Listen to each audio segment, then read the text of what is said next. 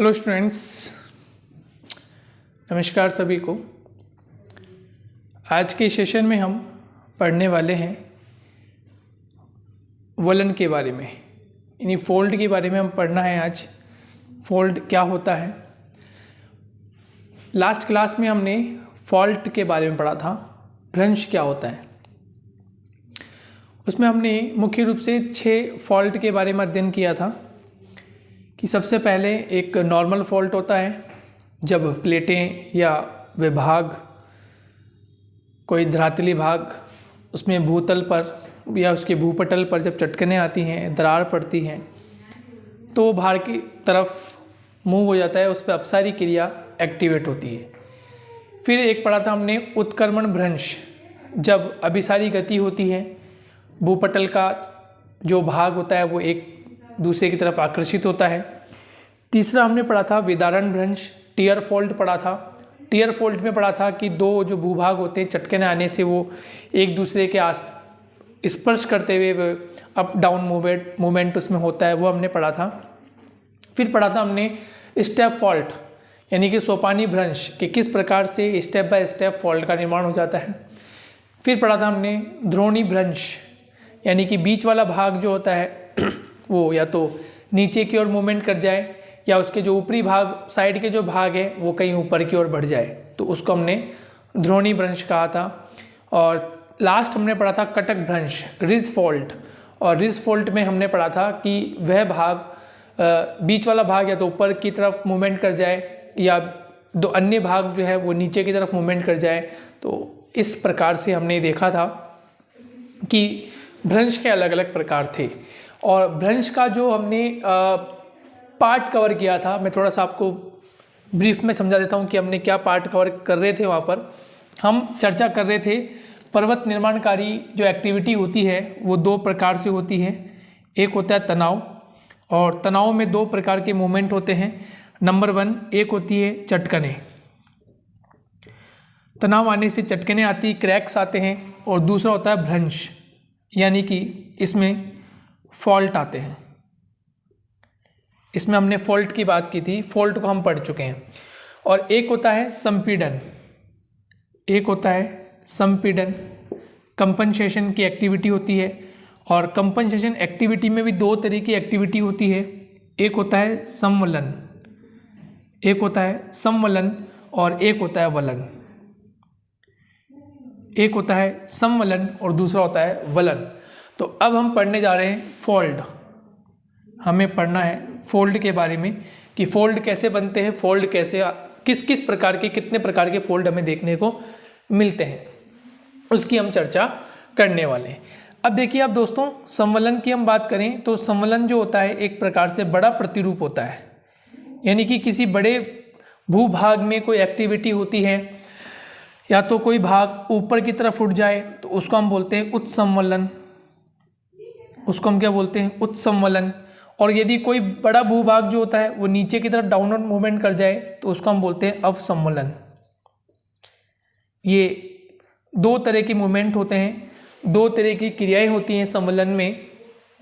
इसको अपवर्पिंग और डाउनवर्पिंग बोलते हैं, अपवर्पिंग या डाउनवर्पिंग। तो अपवर्पिंग का मतलब होता है जब कोई बड़ा भूभाग ऊपर की तरफ उठ जाए और कोई छोटा भूभाग जो होता है वो नीचे की तरफ चला जाए, ठीक है। बड़े भूभाग का नीचे की ओर जाना अवसंवलन और बड़े भूभाग का ऊपर की ओर जाना उत्संवलन। 2 तरह की एक्टिविटी है ये। तो ये तो हम पढ़ चुके हैं। फॉल्ट क्या होता है, भ्रंश की एक्टिविटी कैसे होती है, ये हम पढ़ चुके हैं। चटकने क्या होती हैं, ये सिंपल है। अब हम बात करेंगे वलन कि वलन क्या होते हैं, वलन किस किस प्रकार से होते हैं। तो देखिए वलन की हम जब बात करते हैं, यानी फोल्ड की हम बात करें तो सिंपल से वे में हम इसको समझने की कोशिश करते हैं कि वलन का मतलब क्या होता है, किसी भूभाग में अचानक से जब आंतरिक शक्तियाँ एक्टिवेट होती है या आंतरिक शक्तियाँ जब क्रिया करती है तो उससे उस भूभाग में इस तरह का मूवमेंट आना शुरू हो जाता है, इस तरह का मूवमेंट आना शुरू हो जाता है, ये ऐसा मूवमेंट आना प्रारंभ हो जाता है। और इसी मूवमेंट को हम क्या कहते हैं, इसी मूवमेंट को हम वलन का नाम देते हैं, ठीक है। यानी लहरनुमा आकृति हो जाना। सिंपल सी बात क्या हो गई, ये इस तरह से लहरनुमा आकृति आ जाना, यही क्या कहलाता है, यही वलन कहलाता है। गॉट द पॉइंट, समझ में आया आपको बात। अब इसमें दो भाग ऐसे हैं, एक भाग ऊपर की तरफ है, एक भाग नीचे की तरफ है। तो जो भाग ऊपर की तरफ है उसको एक नाम देते हैं, उसको बोलते हैं अपनति। ये ध्यान रखिएगा, इसको क्या नाम देते हैं, अपनति। और जो भाग नीचे की तरफ मूवमेंट करता है इसको एक नाम देते हैं, इसको बोलते हैं अभिनति। इसको बोलते हैं अभिनति। ये नाम पहले भी आ चुके हैं, हमने पढ़ा था अपनति क्या होती है, अभिनति क्या होती है। वह भाग जो ऊपर की ओर उठ जाए इस भाग को बोलेंगे अपनति, ये भाग नीचे की तरफ है तो इसको बोलेंगे हम अभिनति। क्लियर, ये बात आपके समझ में आ गई होगी कि अपनति क्या होती है और अभिनति क्या होती है, किस प्रकार से मूवमेंट इनमें देखने को मिलता है। तो आंतरिक भाग में, पृथ्वी का आंतरिक भाग है, पृथ्वी के आंतरिक भाग में विभिन्न प्रकार की जो शक्तियाँ होती हैं, बल होते हैं, फोर्सेस होते हैं, वो हमारे भूपटल को बार बार धक्का देते हैं, पुश करते हैं। तो किसी ना किसी प्रकार की कोई ना कोई एक्टिविटी होती रहती है, या तो चटकने आना प्रारंभ हो जाए, ठीक है, या फिर भ्रंश आना प्रारंभ हो जाए, भ्रंश की एक्टिविटी हो जाए। तीसरी एक्टिविटी क्या हो सकती है, संवलन की एक्टिविटी हो सकती है, और या फिर चौथी एक्टिविटी क्या हो सकती है, तो ये फोल्ड हो सकते हैं, यानी कि वलन हो सकते हैं। तो आप इसमें लिख सकते हैं चाहे तो कि पृथ्वी के आंतरिक भूभाग में विभिन्न शक्तियाँ विभिन्न प्रकार की एक्टिविटी करती है, विभिन्न प्रकार की क्रियाएं करती है, और यदि वो इस प्रकार से मोड़दार कोई एक्टिविटी कर दे या मोड़दार कोई प्रारूप बना दे, कोई प्रतिरूप बना दे, तो उससे किसका निर्माण होता है, तो उससे फोल्ड का निर्माण होता है, यानी हिंदी में कहेंगे तो वलन का निर्माण होता है। इतनी बात आपको समझ में आ गई होगी कि फोल्ड क्या होते हैं, वलन क्या होते हैं। फोल्ड या वलन का मतलब क्या होता है कि जब मूवमेंट इस प्रकार से हो, धरातली भाग पर मूवमेंट किसी प्रतिरूप का, कोई पर्वत हो सकता है, पठारी भाग हो सकता है, मैदानी भाग हो सकता है। तो मैदान तो पहली बात तो होगा ही नहीं, क्योंकि मैदान में तो समतल चाहिए। पठारी भाग जो होगा वो ऊपर से समतल होना चाहिए, ऊंचा होना चाहिए। तो मोस्टली फोल्ड जो होंगे वो पर्वतों पे देखने को मिलते हैं। इस प्रकार से हमें ये फोल्ड जो होते हैं वो पर्वतों पे ही देखने को मिलते हैं। ठीक है, ये बात आपको समझ में आ गई है। अब वलन को हम पढ़ेंगे वन बाय वन कि कौन कौन से कितने कितने प्रकार के वलन होते हैं और किस किस प्रकार से उनकी अभिव्यक्ति हम समझते हैं। तो सबसे पहले आप लिख लें कि पृथ्वी पर अंतर्जात या आंतरिक शक्तियों के द्वारा जो विभिन्न प्रकार के संपीड़नात्मक प्रारूप जो कार्य करते हैं उससे फोल्ड्स यानी वलन का निर्माण होता है। क्लियर हो गया। अब नेक्स्ट बात करें तो सबसे पहले हम बात करते हैं जो पहला वलन होता है, पहले वलन की बात कर लेते हैं सबसे फर्स्ट नंबर पे। छोटा टॉपिक है, इंटरेस्टिंग है, जैसे हमने भ्रंश को पढ़ा वैसे हम वलन को भी पढ़ लेते हैं। तो पहला होता है सिमेट्रिकल फोल्ड्स। पहला जो वलन होता है वो होता है सिमेट्रिकल फोल्ड्स या उसको बोलते हैं सममित वलन। फर्स्ट होगा सममित वलन नंबर 1। ठीक है, देखिए सममित वलन का मतलब क्या होता है। सममित वलन का मतलब हो गया कि ऐसे फोल्ड्स जिनकी भुजाओं का झुकाव बराबर हो, ऐसे फोल्ड्स जिनकी भुजाओं का जो झुकाव है वो बराबर, जैसे ये भुजा इस भुजा के बिल्कुल बराबर है। कैसे, इसके बीच में एक रेखा हम बना दें इस प्रकार से, तो इसको बोलते हैं हम एक्सिस। ये ध्यान रखिएगा, इसको हम क्या बोलते हैं, एक्सिस। ये होता है अक्ष, हिंदी में क्या बोलते हैं, अक्ष। ये अक्ष होता है। तो इस अक्ष पर, ये जो अक्ष है, इस अक्ष पर दोनों भुजाएं कैसी है, समान है। दोनों भुजाएं कैसी है, समान है। तो हम उसको क्या बोलेंगे, सममित वलन। क्या बोलेंगे दोस्तों, सममित वलन। सममित वलन का मतलब होता है सम मतलब समान, और वलन कैसे हैं, दोनों बराबर हो। दोनों वलन कैसे हो, बराबर हो, तो उसको हम बोलेंगे सममित वलन। ये इसका एक्सिस होगा, ध्यान रखना, ये इसका क्या होगा, एक्सिस। क्लियर, तो नोट कीजिए, लिखिए सममित वलन में लिख लीजिए ऐसे वलन जिनकी भुजाएं ऐसे ऐसे लिखिए, ऐसे वलन जिनकी दोनों भुजाएं, ऐसे वलन जिनकी दोनों भुजाएं समान झुकाव की हो, दोनों भुजाएं समान झुकाव की हो, समान झुकाव की हो, उसे हम सममित वलन कहते हैं, उसे हम सममित वलन कहते हैं। समझ में आ गया? सममित वलन को ना, दोनों भुजाएं समान झुकाव की, उसे हम सममित वलन कहते हैं। नेक्स्ट, असममित वलन, सेकंड नंबर हो जाएगा असममित वलन। असममित वलन, असममित वलन, नाम से हमें पता चल रहा है असममित वलन यानी एक भुजा दूसरी भुजा पर अधिक झुकी हुई हो या एक भुजा दूसरी भुजा से अलग हो। यानी कि इस प्रकार से हो सकता है कि ये तो इस प्रकार से हो और ये इस प्रकार से हो, दोनों में अंतर है। एक तो अधिक उठाव की, एक कम उठाव की।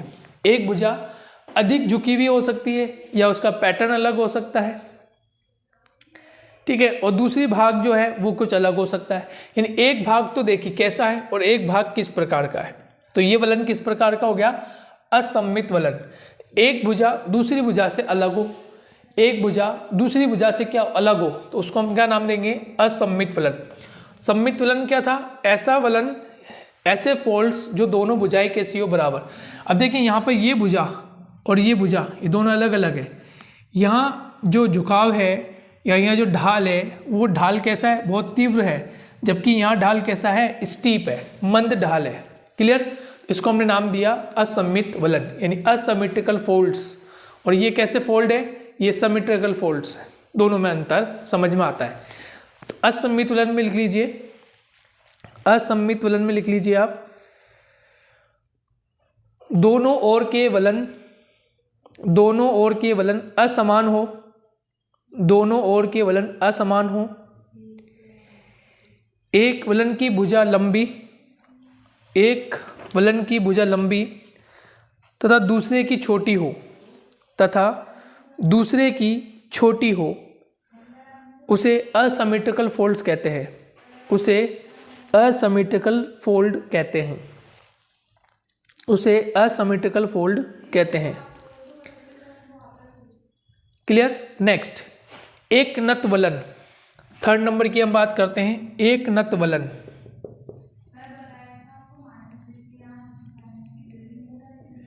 एक नत वलन हिंदी में कहेंगे मोनोक्लाइनल फोल्ड, सॉरी इंग्लिश में कहेंगे मोनोक्लाइनल फोल्ड।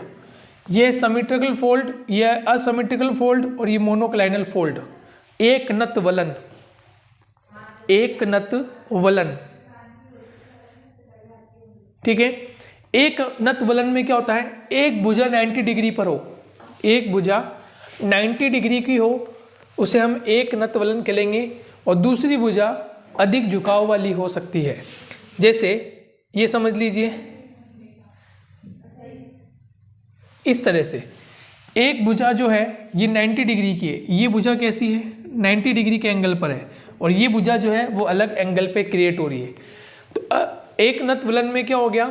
एक भुजा 90 डिग्री की हो और दूसरी भुजा किसी भी प्रकार की हो सकती है, उसको हम एक नत वलन कहेंगे, उसको हम एक नत वलन कहेंगे। क्लियर?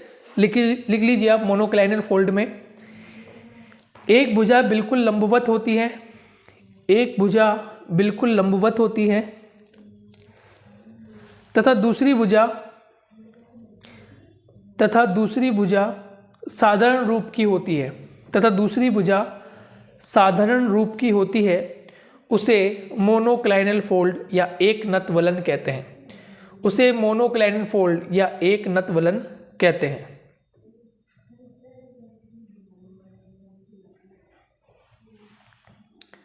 ठीक है, समझ में आ गया। नेक्स्ट, फिर बात करते हैं समनत वलन, फोर्थ हो जाएगा आपका समनत वलन। समनत वलन, आइसोक्लाइनल फोल्ड, इंग्लिश में कहेंगे आइसोक्लाइनल फोल्ड, समनत वलन।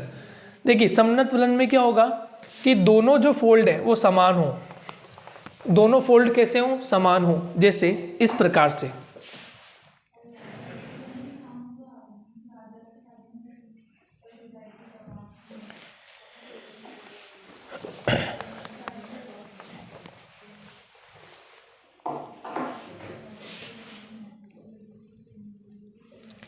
ये भी समान है और ये भी समान है। दोनों फोल्ड कैसे हो? समान। दोनों भुजाएं कैसी हो? समान। तो ऐसे स्थिति में इसको हम बोलेंगे समनत फोल्ड, समनत वलन। लिख लीजिए आप, समनत वलन। यदि वलन की दोनों भुजाएं एक और ही झुकी हो, यदि इस प्रकार से, यदि दोनों भुजाएं एक और ही झुकी हो और लगभग समानांतर हो, जैसे लगभग समानांतर आगे भी चले जाएंगे तो ये आपको ऐसी ही मिलेगी, ये ऐसी ही मिलती जाएगी, ये इस प्रकार से, ठीक है। ये इस प्रकार से आपको स्ट्रक्चर नजर आएगा। एक और ही झुकी हो, लगभग समानांतर हो, उसे हम समनत वलन कहते हैं। उसे हम समनत वलन कहते हैं। उसे हम समनत वलन कहते हैं, ठीक है। नेक्स्ट, रिकम्बेंट फोल्ड, उसको हम हिंदी में कहते हैं परिवलन या शान वलन। रिकम्बेंट फोल्ड कहते हैं परिवलन या शान वलन। परिवलन या शान वलन। देखिए नाम से पता चल रहा है शान वलन, यानी कि एक वलन या एक भुजा जो होती है वो दूसरी भुजा पर गिरती हुई सी हो या उस पर क्षितिज रूप में अवस्थित हो जाए, ऐसी भुजा को हम क्या कहेंगे? शान वलन या परिवलन। शान वलन या परिवलन। जैसे इस प्रकार से हो सकता है कि एक भुजा दूसरी भुजा पर गिरती हुई सी हो। देखिए ये भुजा है, ये एक भुजा है, एक भुजा दूसरी भुजा पर, यानी ये भुजा इस वाली भुजा पर गिरती सी है, यानी गिर रही है ना, गिरती सी है, गिर रही है, इस पे गिर रही है, तो उसको हम बोलेंगे परिवलन या शान वलन। परिवलन या फिर शान वलन।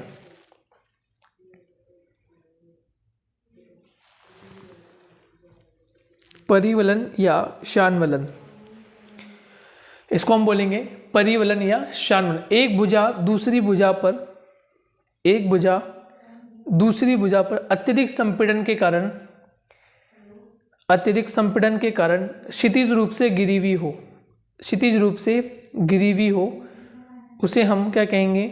उसे हम परिवलन या शान वलन कहते हैं। नेक्स्ट हो जाएगा फन शेप्ड फोल्ड, यानी पंखाकार वलन। फन शेप्ड फोल्ड या पंखाकार वलन। नेक्स्ट क्या हो जाएगा? पंखाकार वलन। 6 नंबर का हो जाएगा आपका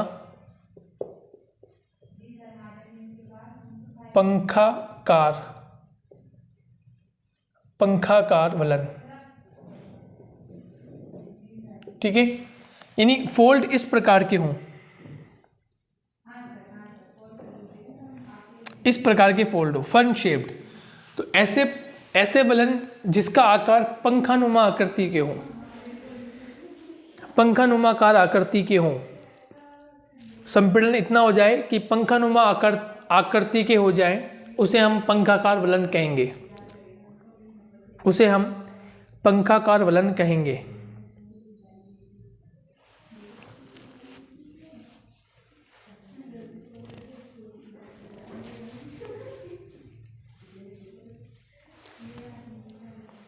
ठीक है। नेक्स्ट, प्रतिवलन, ओवरहेड फोल्ड।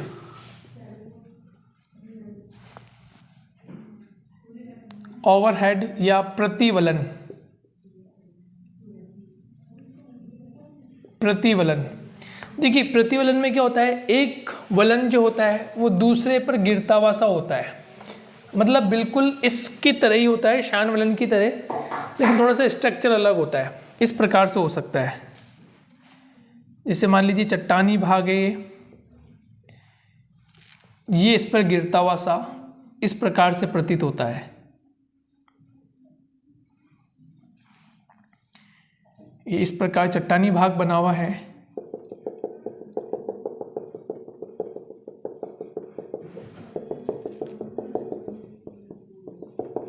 इस प्रकार से इतना फोल्ड हो जाए कि एक भाग दूसरी चट्टान पर गिरता हुआ सा प्रतीत हो, उसे हम क्या कहेंगे, उसे हम प्रतिवलन कहेंगे। एक भुजा दूसरी भुजा पर जाकर गिर जाए या पड़ जाए तो उसे हम क्या कहेंगे, उसे हम प्रतिवलन कहेंगे, उसे हम प्रतिवलन कहेंगे, उसे हम प्रतिवलन कहते हैं। तो एक भुजा दूसरी भुजा के ऊपर गिरती सी प्रतीत हो, उसे हम प्रतिवलन कहेंगे। क्लियर। नेक्स्ट लास्ट है ये वलन का प्रतिरूप, और ये होता है गिरवाखंड या नेपे। इसको एक नाम देते हैं गिरवाखंड या नेपे।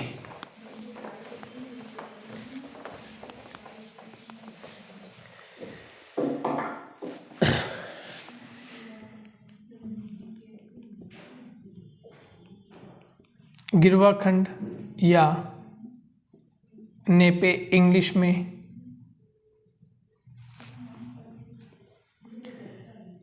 गिरवाखंड या नेपे, देखिए पहले वाले में आपने देखा था कि एक भुजा दूसरी भुजा पर गिर रही थी। यहाँ पर क्या होता है कि एक भुजा दूसरी भुजा पर बिल्कुल अलग से गिरी हुई होती है, अलग से पड़ी हुई होती है। मान लेते हैं कि ये कोई चट्टानी भूभाग है और इस पर ये चट्टान इस तरह से गिरी हुई है, बिल्कुल अलग सी हो गई, और ये भाग इस पर लटकता सा प्रतीत होता है, इसको बोलते हैं नेपे। ठीक है, और ये भाग कहलाता है गिरवाखंड। क्या भाग कहलाता है, इसे बोलते हैं गिरवाखंड, या नाम देते हैं इसको नेपे। क्लियर हो गया। देखिए नंबर 1 सममित वलन क्या होता है, जहाँ पर फोल्ड जो है बिल्कुल समान हो। असममित वलन का मतलब होता है एक फोल्ड सही हो, दूसरा फोल्ड जिसकी भुजा अलग हो।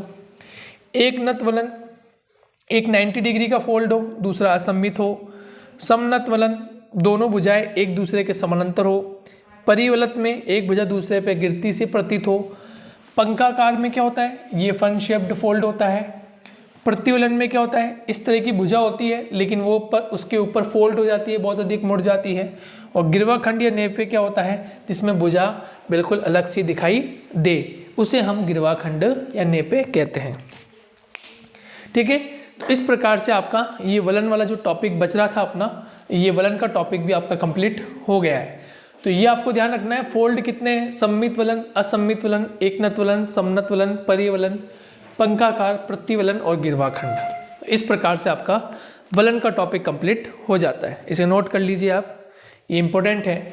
इसमें हमने फोल्ड पहले ही ऑलरेडी पढ़ चुके हैं, सॉरी फॉल्ट पढ़ चुके हैं, भ्रंश को हम पढ़ चुके हैं पहले ही।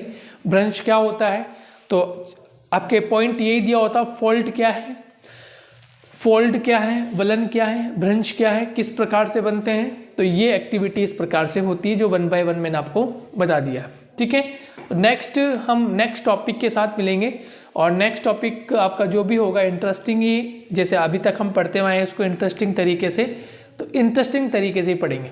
अब देखिए यहाँ से प्रश्न एक ऐसा बन सकता है डायरेक्टली कि सम्मित वलन क्या है, असम्मित वलन क्या है। सिंगल सिंगल क्वेश्चन भी पूछा जा सकता है। यह प्रश्न ऐसे पूछा जा सकता है कि वलन कितने प्रकार के होते हैं बताइए, या भ्रंश कितने प्रकार के होते हैं बताइए। तो इस प्रकार से भी प्रश्न पूछा जा सकता है। विथ डायग्राम बनाना जरूरी है, जैसे मैंने आपको विथ डायग्राम एक एक का बताया है कि सम्मित वलन, असम्मित, एकनत, समनत, परिवलन, तो आपको विथ डायग्राम ही बनाना होता है। विथ डायग्राम पे आपके मार्क्स आएंगे, वरना वो सामने समझेगा नहीं जो आप बताना चाह रहे हैं। तो लैंग्वेज में एक अलग बात होती है, और विथ डायग्राम बना रहे हैं तो वो बात जल्दी से समझ में आती है। तो फिर नेक्स्ट टॉपिक के साथ मिलेंगे, जब तक के लिए थैंक यू।